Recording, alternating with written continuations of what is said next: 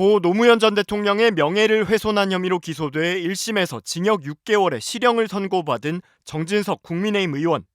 정 의원의 유죄가 인정된 부분은 노 전 대통령과 권양숙 여사가 부부싸움을 했고 권 여사가 가출한 사이 노 전 대통령이 스스로 목숨을 끊었다고 자신의 SNS에 언급한 대목입니다. 판결문에 따르면 정 의원은 자신의 발언의 핵심 근거로 지난 2017년 2월쯤 이명박 전 대통령으로부터 들었다는 점을 내세웠습니다. 또 같은 해 11월 8일 이 전 대통령을 만나 해당 발언으로 고소를 당했다고 언급하자 이 전 대통령이 왜 겁나냐, 재판이 걸리면 당시 경호원들 증인으로 다 소환하면 될 것 아니냐고 했다고도 주장했습니다. 그러나 정작 이 전 대통령은 변호인을 통해 그런 내용을 이야기한 사실이 기억나지 않는다는 입장을 검찰에 전달했습니다. 정 의원은 또 부부싸움이라 적시한 근거로 문재인 전 대통령이 한겨레 인터뷰에서 노 전 대통령이 매우 괴로워하셨다며 권 여사님은 대통령이 있는 자리에 같이 있으려 하지 않았다고 언급했던 것을 내세웠습니다.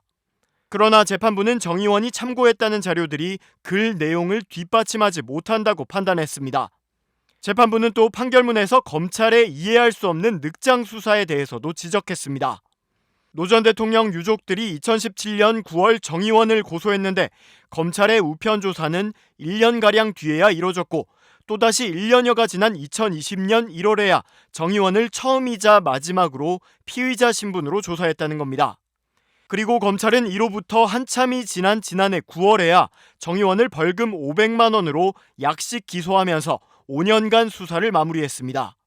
재판부는 범행 시점과 선고 시점에 6년 가까운 시간적 간격이 생긴 것은 합리적 이유 없는 검찰의 매우 느린 수사 때문이라고 지적했습니다.